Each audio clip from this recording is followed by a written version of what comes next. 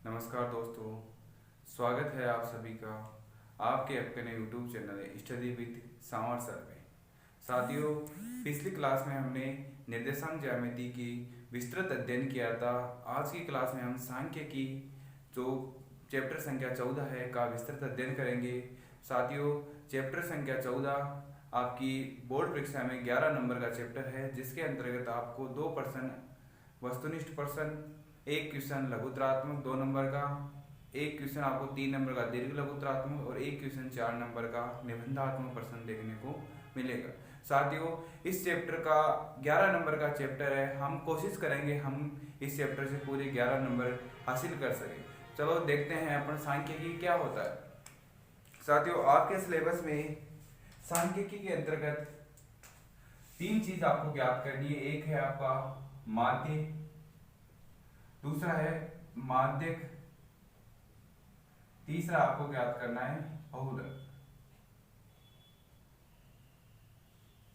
साथियों, माध्यक ज्ञात करने की अपने पास 3 विधि आपको दी। पहले तो ये तो है वर्गीकृत की बता रहा हूं मैं आपको। जो वर्गीकृत सारणी होगी आपके पास या वर्गीकृत,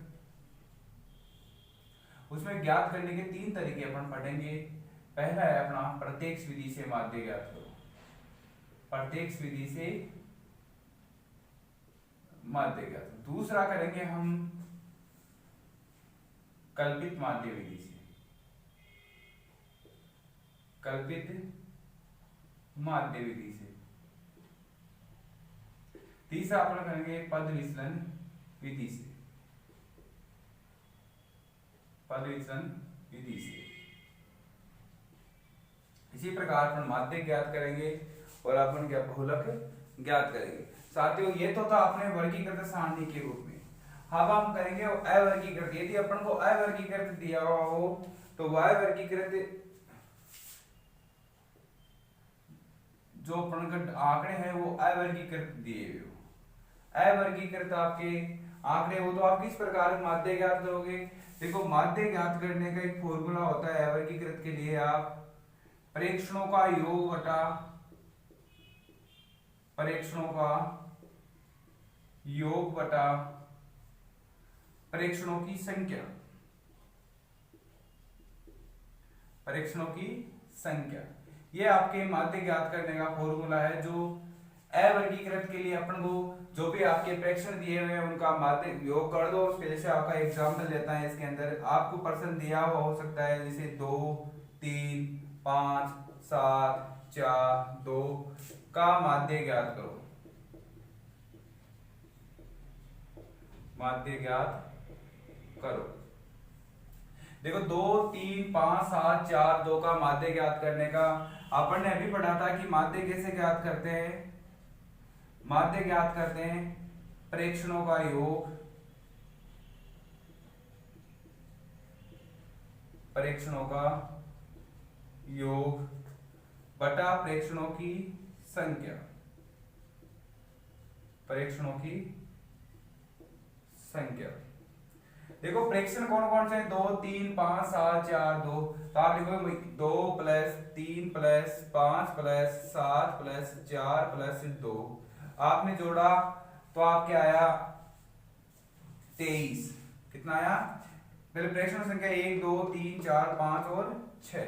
आपने जोड़ा तो आपके आया 23। तो इसका आंसर होगा 23/6। यह आपका माध्य हुआ। यानी अपन 23 के अंदर 6 का भाग दिया तो आपका क्या आ जाएगा? माध्य। ये एक प्रश्न एक तरीके से और आ सकता है आपकी परीक्षा के अंदर जो अवर्गीकृत का है। आपको एक टेबल दिया हुआ हो सकता है, ऐसा प्रश्न आपको 1 नंबर का देखने को मिलेगा। देखो, आपको एक टेबल दिया हुआ हो सकता है, जैसे यहां देते आपको कुछ भी देते, अक्ष दिया हुआ है, यहां आपको एफ दिया हुआ है। साथियों, आपको दे रखा है जैसे 2, 3, 5, 7। मतलब जो दो संख्या 2 है वो 3 बार है। एफ का मतलब होता है आपका बारंबारता। आपको दिया गया है जो 2 है वो कितनी बार है? एफ का मतलब होता है बारंबारता। मतलब बारंबारता का मतलब क्या होता है? बारंबारता का मतलब है ये जो प्रेक्षण है आपका 2, ये श्रेणी के अंदर जो आपका प्रेक्षण दिया गया उसमें कितनी बार है प्रेक्षण? 3 बार। तो 2 3 बार है, 3 2 बार है, 5 4 बार है, 7 2 बार है। तो ऐसे प्रश्न का अपन माध्य ज्ञात करेंगे तो इसके लिए अपन को निकालना होता है f गुणा x, मतलब f को गुणा कर दो x से। तो 3 को 2 से गुणा किया आपका आया 6, 3 को 2 से किया 6, 5 को 4 से किया 20, 7 को 2 से किया 14। अब आपको क्या करना होता है, ऐसी स्थिति में जो माध्य ज्ञात करने का फॉर्मूला होता है वो आपके हैं माध्य बराबर सिग्मा f गुणा x। तो साथियों सिग्मा का मतलब होता है आपके योग, क्या होता है? योग। तो इसको जोड़ो आप, सिग्मा f गुणा x आपने जोड़ किया तो आप क्या आया 46। अब फिर निकालना है आपको सिग्मा f, इनको जोड़ो तो आप क्या आया 11। तो आप निकालोगे माध्य, माध्य को अपन x के ऊपर बार लगा दिया तो ये माध्य हो गया आपका। सिग्मा fx का मान होगा 46 और सिग्मा f का मान हो गया 11। आप 46 में 11 का डाल दो, जो आएगा आपका क्या होगा? माध्य। ये तो था आपका अवर्गीकृत, जब आपको अवर्गीकृत प्रेक्षण दिए हुए, आप अवर्गीकृत आंकड़े आपको दिए हुए हो तो अवर्गीकृत आंकड़ों का माध्य आप इस तरीके से ज्ञात कर सकते हो। साथियों इसी श्रेणी में हम आगे देखते हैं, ये तो आपका माध्यक। दूसरा होता है अपना माध्यक। देखो कई जगह माध्यक लिखा हुआ मिलेगा आपको, पुरानी किताबों में आपको माध्यक का लिखा हुआ मिलेगा, आजकल की नई किताबें हैं उनमें माध्यक लिखा होता है। देखो माध्यक ज्ञात करने का, इसके लिए आपको कुछ याद करना है जो मैं लिखवा रहा हूं। माध्यक ज्ञात करने का होता है यदि प्रेक्षणों की संख्या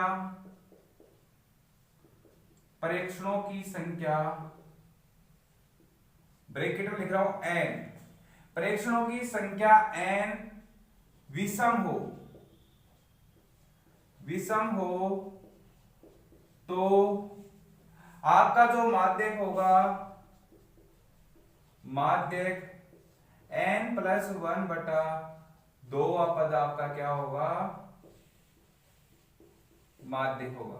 मतलब यदि प्रेक्षणों की संख्या आपकी विषम हो तो माध्यक n+1/2 पद क्या होता है? माध्यक होता है आपका। दूसरा, यदि प्रेक्षणों की संख्या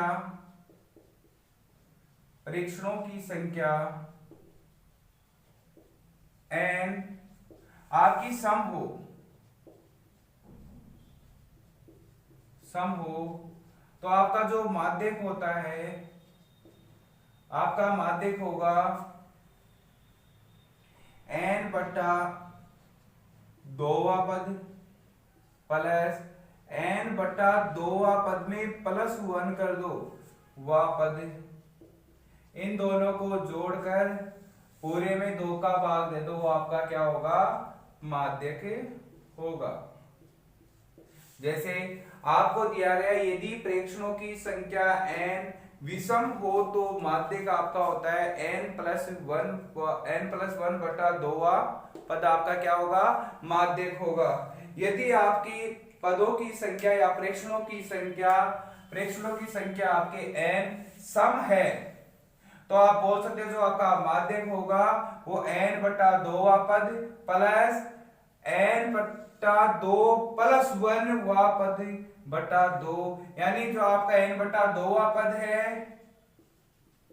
उससे जो n/2 में +1 कर दो वह पद है, उसका योग ही आपका क्या कहलाता है? माध्यक होगा। इससे संबंधित अपन कुछ प्रश्न लेते हैं।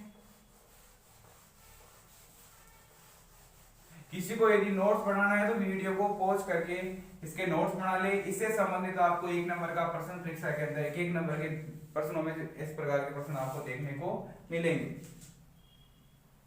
जैसे आपके प्रश्न आ गया, जो अपन ने प्रेक्षणों को ज्ञात करने के लिए पहले अपन को माध्यक ज्ञात करने के लिए सर्वप्रथम प्रेक्षणों को आरोही या अवरोही क्रम में लिखते हैं। पहला काम आपको ये करना है, उसके बाद आपको पता करना है माध्य का। आरोही क्रम में लिखते हैं। देखो आरोही क्रम वो होता है जो बढ़ते हुए क्रम में लिखा जाए, पहले छोटी फिर उसके बाद उससे बड़ी, अंत में वही क्रम आगे रखो। अब अवरोही क्रम में पहले सबसे बड़ी फिर उससे छोटी फिर उससे छोटी, ये क्रम होता है आपका अवरोही क्रम। तो हम लिखा, जैसे आपको एक प्रश्न दिया गया है,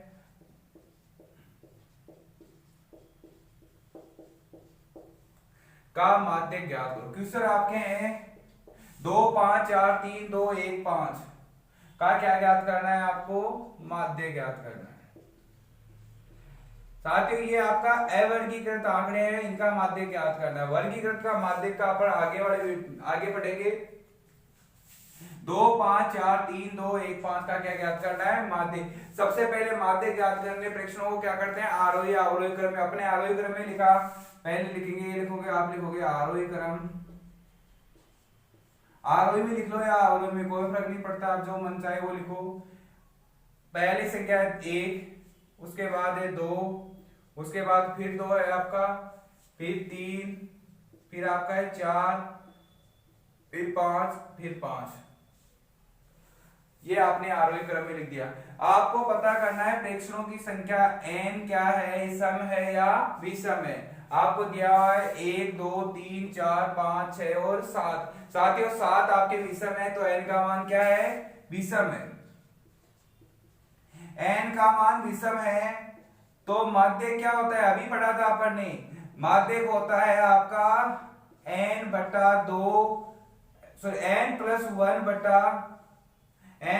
बटा 2 पद आपका क्या होगा? माध्य। आपको पता है n का मान क्या है? 7। 7 क्या है आपका? विषम है, तो आपका माध्य होगा 7 प्लस 1 बटा 2, यानी 8 बटा 2 का मतलब क्या हुआ? चौथा पद।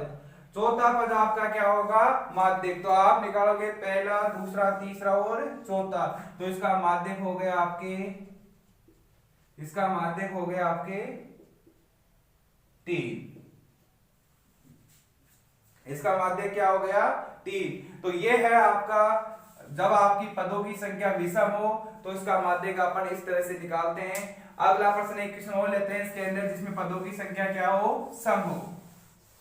हमने एक प्रश्न लिया, जैसे प्रश्न आपको दिया गया है,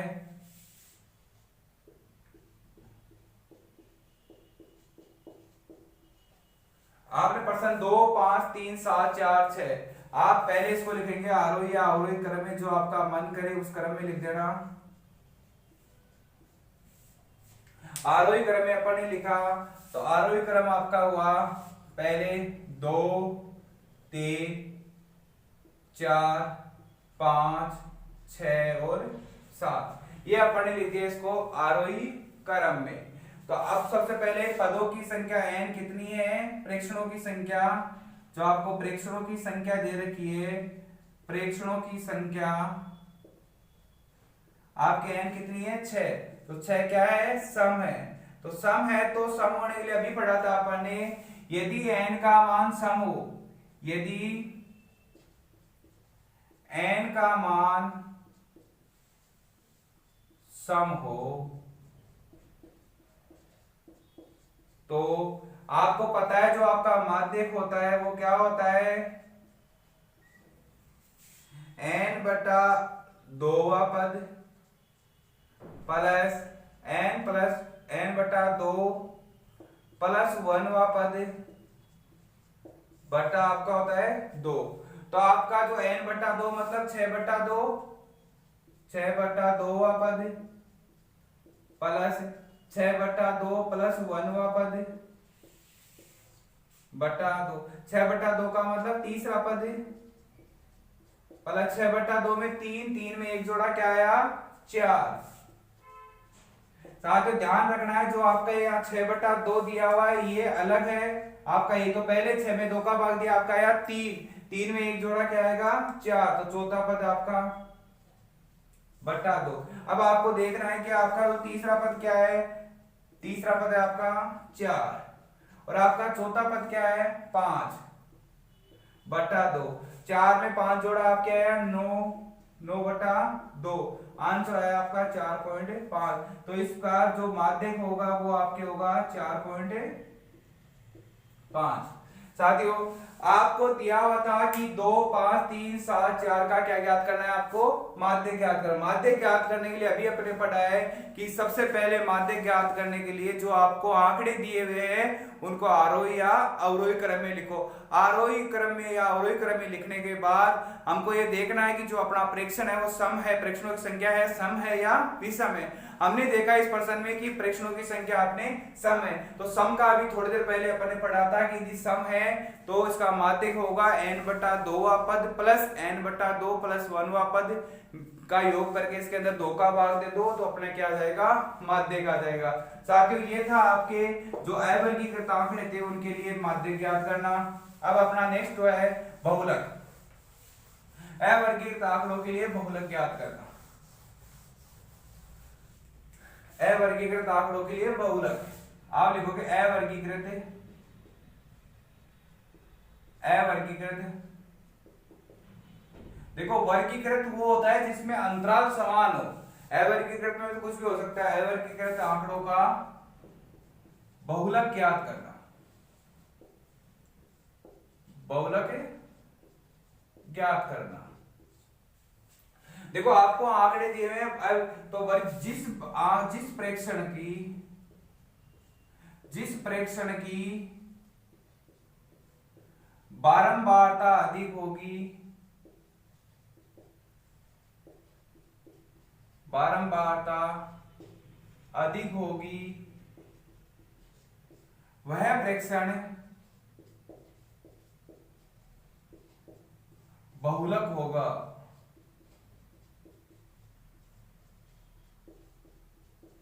आपको दिया गया है कि वर्गीकृत आंकड़ों का बहुलक ज्ञात करो। जिस प्रेक्षण की बारंबारता अधिक होगी वह प्रेक्षण आपका क्या होगा, बहुलक होगा। जैसे आपको एक एग्जांपल दिया गया है, इसका एक एग्जांपल लेते हैं। जैसे मैंने लिखा 2, 3, 4, 2, 3, 2, 5, 2, 4 का क्या ज्ञात करना है, बहुलक।